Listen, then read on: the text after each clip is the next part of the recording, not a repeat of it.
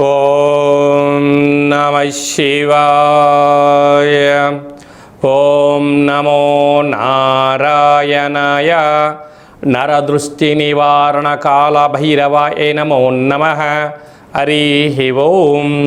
మా ఛానల్కి స్వాగతం. చూస్తున్న వీక్షకులకు ప్రేక్షకులకు ప్రియ కాల భైరవ భగవద్బంధులకి స్వాగతం పలుకుతూ మమ్మల్ని ఎంతగానో ఆదరిస్తూ ఉండబడినటువంటి ప్రియ సోదర సోదరీమణులకు, జ్యోతిష్య అభిమానులకు, సనాతన ధర్మ సంరక్షణ అందరికీ కూడా వైశాఖ మాస పూర్ణిమ శుభాకాంక్షలు.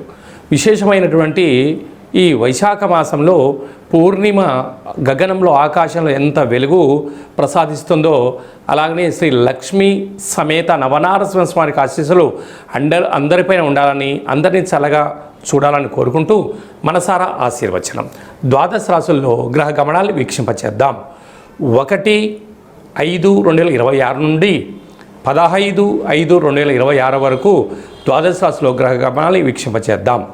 మేషరాశిలో ఏడాది తర్వాత రవి భగవానుడు సంచార స్థితి, అక్కడే బుధ సంచార స్థితి, బుధాదిత్య రాజయోగము మరియు శుక్రుడు స్వక్షత్రకారకుడు వృషభ రాశిలో, మిథున రాశిలో దేవగురు బృహస్పతి సంచార స్థితి, సింహరాశిలో కేతు సంచార స్థితి, కుంభరాశిలో రాహు సంచార స్థితి, మీనరాశిలో కుజుడు మరియు శని భగవానుడు సంచార స్థితితో ద్వాదశ రాశుల్లో గ్రహ గమనాలు ఈ విధంగా ఉన్నాయి.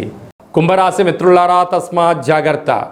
ఒకవైపు ఏలనాటి శని చివరార్థ సంచార స్థితి, ధనవాకు కుటుంబ స్థానంలో శని భగవానుడితో కలిపిన కుజుడు కనుకనే జాగ్రత్త అని చెప్పి గమనించాలి.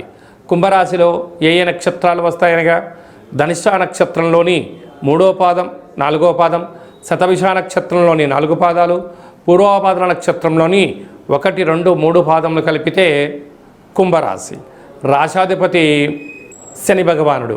వీరికి రాశిలోని రాహు ఏడాది తర్వాత రుణరోగ శత్రుకారకుడైనటువంటి కుజుడితో ఆయుకారకుడు, ప్రాణకారకుడు, న్యాయ నిర్ణేత, ధర్మప్రదాత అయిన శని భగవానుడు సంచారం చేయడం, ఏడాది తర్వాత తృతీయంలో రవి భగవానుడు బుధ భగవానుడితో కలిపి సంచారం చేయడము అంతగా గ్రహ సంచార స్థితి అనుకూలంగా లేదు. కనుక దూరావాయు జల ప్రయాణాలలో ప్రమాదాలు పొంచి ఉన్నాయి. దయచేసి అప్పులు ఇవ్వద్దు, అప్పులు కూడా తెచ్చుకోవద్దు. మితిమీరిన వేగం ప్రాణహాని. కనుక అతి ఆలోచన చేయడం వలన నిద్రలేని రాత్రులు గడపడం, దీర్ఘకాలిక వ్యాధులైనటువంటి మధుమేహం లాంటివి, బ్రెయిన్ స్ట్రోకు, నరాల బలహీనత వచ్చే పరిస్థితి చాలా అధికంగా ఉంటుంది. కనుక ఇలాంటి కాల సమయంలో సూర్యారాధన చాలా అవసరం, సూర్య నమస్కారం చాలా అవసరం. అలాగనే లక్ష్మీ నవనారసింహ స్వామి కళ్యాణ మహోత్సవ కార్యక్రమంలో పాల్గొనడం, శక్తి కలిగితే స్వామివారికి ఎరుపు రంగు వస్త్రాలను సమర్పింపజేయడం ఉత్తమోత్తమం. పూర్ణిమ తిథి యందున ఒక వెడల్పాటి పాత్రలో కుంకుమను, పసుపును, నవధాన్యాలను వేసి చంద్రుణ్ణి చూస్తూ నమస్కారం చేసుకొని ఆ విజయ తిలకాన్ని దిద్దుకొని ఈ నీటిని ఎవరు తొక్కని స్థలంలో పోయండి. గ్రహదోషం తొలగి ఐశ్వర్యం, ఆనందం కుంభరాశి వారి సొంతమవుతుందని చెప్పి గమనించాలి. మనకు ఈ విధంగా వైశాఖ మాసం అంతను కూడా అద్భుతమైన ఆధ్యాత్మిక మాసము. అంటే సకల దేవతలు జన్మించినటువంటి కళ్యాణ మహోత్సవ కార్యక్రమాలను కూడా మనం చూసుకుంటూ ఉంటాం. కనుక ఈ వైశాఖ మాసంలో పూర్ణిమకు తిథి రోజు ఒక్కరోజు ముందర మనకు లక్ష్మీ నవనారసింహ స్వామి యొక్క జయంతి మహోత్సవ కార్యక్రమాలు కూడా జరుగుతున్నాయి. కనుక మనమందరము కూడా స్వామివారి కళ్యాణంలో పాల్గొన్న తదనంతరము ఈ పూర్ణిమ తిథి యందున తప్పకుండా రాత్రిపూట ఒక వెడల్పాటి పాత్రలో నీటిలో విభూదిని వేస్తే తెల్లగా కనపడుతుంది.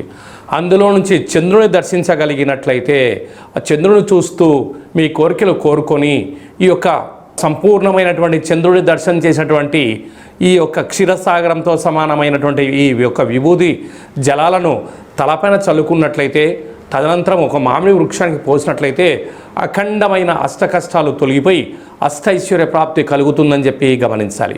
మనము ముఖ్యమైన పండగల గురించి క్లుప్తంగా, సవివరంగా, సంపూర్ణంగా తెలుసుకుందాం.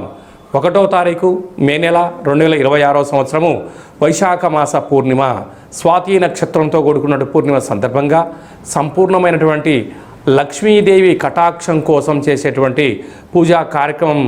ఏ పూజ చేసినా ఎందుకనగా లక్ష్మీదేవి క్షీరసాగర మదనంలో మనకు ఉద్భవించిందని మనకు వేదాలు చెప్తున్నాయి కనుక ఆ రోజు ఉప్పును పూజ చేసి ఆ ఉప్పును ప్రవహించే నీటిలో వేసిన లేకుంటే ఇంట్లో నైరుతి మూలలో ఉంచినట్టయితే లక్ష్మీదేవి కటాక్షం అపారంగా కలుగుతుందని చెప్పి కూడా గమనించాలి.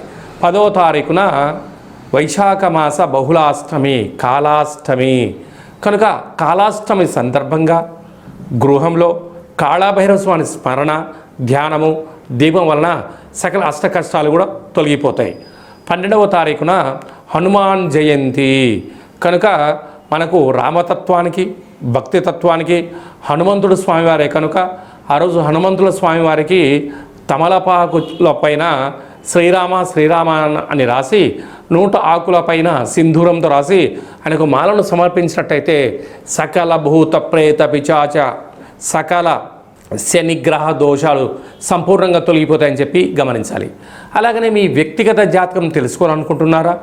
మీ యొక్క పేరు, పుట్టినటువంటి తేదీ, నెల, సంవత్సరం, పుట్టిన సమయం రాసి వాట్సాప్ ద్వారా పంపించగలరు. అలాగనే డేట్ ఆఫ్ బర్త్లో లేనటువంటి వారు మీ యొక్క పేరు, మీ యొక్క ఫోటోను వాట్సాప్ ద్వారా పంపించగలిగినట్లయితే గవ్వళ ద్వారా, రమణ శాస్త్రం ద్వారా, కాళభైరవ ఉపాసన చేత భూత భవిష్యత్ వర్తమానాన్ని తెలియజేయడం జరుగుతుంది. మీ డేట్ ఆఫ్ బర్త్లు పంపించినట్లయితే 100 సంవత్సరాల జాతకం రాసి పంపించి మీరు పుట్టినప్పుడు గ్రహ గమనాలు ఎలా ఉన్నాయి, ప్రస్తుతం ఎలా ఉంటున్నాయి, భవిష్యత్తులో ఎలా ఉండబోతున్నాయో సవివరంగా సంపూర్ణంగా తెలియజేయడం జరుగుతుందని చెప్పి గమనించాలి. అపాయింట్మెంట్ తీసుకొని సంప్రదించగలరు. అందరికీ శుభాన్ని, జయాన్ని, ఐశ్వర్యాన్ని, ఆనందాన్ని ప్రసాదించాలని మనసారా ఆశీర్వచనం. శతమానం భవతి శతాయు పురుష సతేంద్రియ ఆయుష్యేవేంద్రియే ప్రతిష్టతి ధనం ధాన్యం బహుపుత్రలాభం శత సంవత్సరం దీర్ఘమాయు సర్వే జనా సుఖినో భవంతు లోకా సమస్తా సుఖినో భవంతు సర్వం కాళభైరవ దేవతార్పణమస్తు. హరి ఓం.